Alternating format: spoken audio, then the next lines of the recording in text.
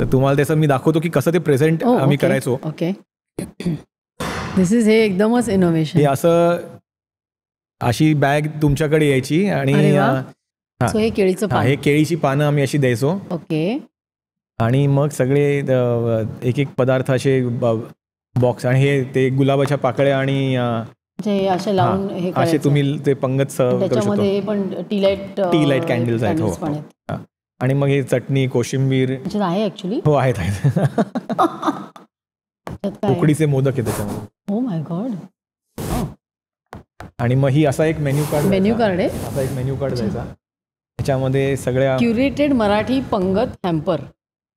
The Marathi पंगत is an initiative to popularize the Maharashtrian cuisine and the traditions. Wow. Introducing whole new way of celebration. Wow. अच्छा, आतमध्ये काय आहे मग? आत कसं ठेवायचं? On the left are the condiments and appetizers, on the right. ती जागा बाजू बघितली बघा तिकडे. अच्छा, इथे आहे बघा. असं आम्ही हे असं प्लेसमेंट अशी करायचं. आणि मग त्या सगळ्यांनी छान कपडे घालून हे खाता खाता फोटो पाठवायचा. करेक्ट. माझ्या घरी कधी येणार आहे? आणि ह्याच्यामध्ये म्हणजे in fact I am so proud की खूप लोकांनी हे मी आता घरी घेऊन जाते. नक्की. हे खूप लोकांनी त्याचं म्हणजे काय काय बघू देत. एवढी हे असे 18 ते 20 पदार्थ असायचे. ओके. ह्याच्यात काय? मटर पॅटीस. ह्याच्यात हे वरण असणार. ओके. हे श्रीखंड आहे. वाव. आणि हे साधा भात आहे. हे कोथिंबीर वडी आहे. उकडीचे मोदक आहेत. बटाट्याची सुकी भाजी आहे. खमंग काकडी आणि मसाले भात. चटणी आहे. चपाती. मग हे पंचामृत असणार. लोणचं आहे. वालाचं बिरण आणि भरली वांगी. वाव. मी पंचामृताची रेसिपी तुमच्याकडनं घेणार आहे. नक्की. हे म्हणजे आय एम सो प्राऊड की हे ऍक्च्युली बरेच लोकांनी कॉपी पण केलं. आणि नाही, which is the trend setter. नाही, मोर दॅन दॅट आहे ना. I will be very happy की मराठी फूड, एक दोन माणसं मराठी फूड पॉप्युलर करू पण शकत नाहीत. More the merrier. आणि तो एक पिरियड असा झाला की लोकांनी आणि कसं झालं की नॉन महाराष्ट्रीयन लोकांचा एवढा प्रतिसाद आला की त्यांनी फोन करून त्यांनी एन्क्वायरीज केल्या. इनफॅक्ट मला त्याच्यासाठी किती लोकांनी सांगितलं की रेस्टॉरंट सुरू कर. ऍक्च्युली ते आता प्लॅन्स आहेत पण सध्या काय तसा तेवढा वेळ पण नाहीये. तर त्यासाठी एक सेपरेट टीमच आम्हाला सेटअप करायला लागणार त्यासाठी. फक्त तुमच्या इनोव्हेशनसाठी, कारण तेवढं नाही मिळत आपल्याला. बरोबर. आता एक असा एक प्रश्न आहे, हे एवढं सगळं तुम्ही करता, मराठी माणसाचा खास प्रश्न, हे एक्सपेन्सिव्ह आहे का? एक्सपेन्सिव्ह कसं आहे की त्याच्यामध्ये काय आहे की तुम्ही एक लक्षात आलं पाहिजे की आपण घरगुती जेवण बनवतो तसं तर ते होणार नाही. कारण का कसं आहे की आपली एक मॅनपॉवर असते त्या पाठी. आणि परत कसं आहे की हे जरी आम्ही केटरर्सच्या दृष्टिकोनाने पाठवतो. आमच्या आणि रेस्टॉरंटमध्ये फरक सांगतो तुम्हाला. कुठलाही केटर असतो ना, मग तो त्याचा हात असतो ना. उदाहरण आमच्याकडे आचारी जे आहेत ना, ते मीठ कसं टाकतात, ते मीठ असं टाकणार, चमच्याने टाकणार नाहीत.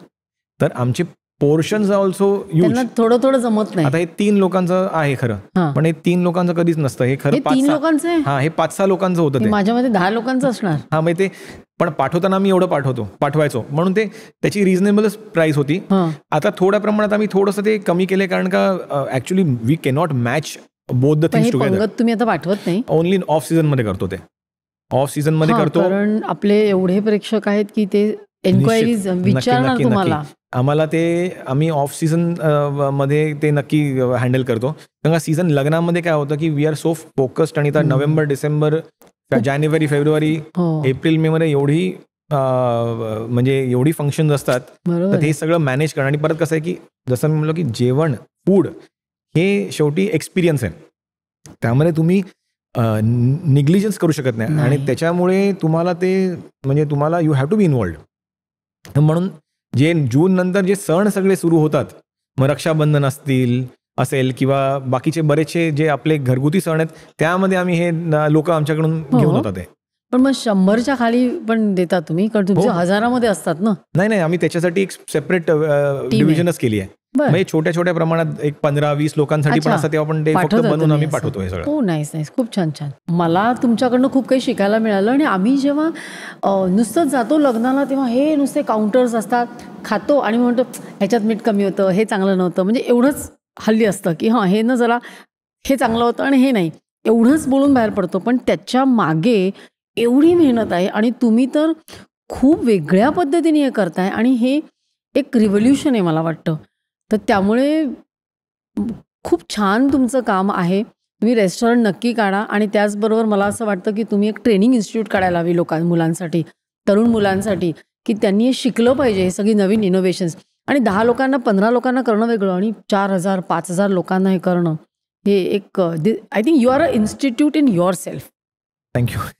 नाही का, एवढ्या सगळ्या लोकांचं सगळं करवून घेणं त्यांच्याकडे सोपं नाही येते. ते वर्षांची तपश्चर्या आहे. सगळे माझी फॅमिली आणि आईबाबांचं पण त्याच्यामध्ये खूप माय योगदान फादर आहे. Is a Pioneer in this. हो. त्यांनी जेव्हा सुरुवात केली तेव्हा केटरिंगचा सी पण नव्हता. सो तिथपासून सुरुवात झाली. मग आईची मदत, मग मी आलो आणि मग माझी सगळी पूर्ण टीम आहेत, जे काय सगळे मॅनेजर्स आहेत, शेफ्स आहेत, सगळे काही जण तर 30-30 वर्ष आमच्या बरोबर आहेत. तर तो पूर्ण ती स्ट्रेंथ आहे, ते पाठबळ आहे. त्याशिवाय काय आपण काहीच करू शकत नाही. खूप छान वाटलं आणि हे सगळा तुम्ही जो स्प्रेड मला खायला दिला त्यामुळे खूप खूप सुंदर, खूप चविष्ट प्रेझेंटेशन, सुंदर 10/10 आणि एक वेगळाच पॉडकास्ट झाला. खूप मजा आली. ही क्लिप शेवटपर्यंत बघितल्याबद्दल खूप खूप धन्यवाद. संपूर्ण एपिसोड बघण्यासाठी खाली दिलेल्या लिंकवर क्लिक करा आणि सर्व काही चॅनलला सबस्क्राईब करायला विसरू नका.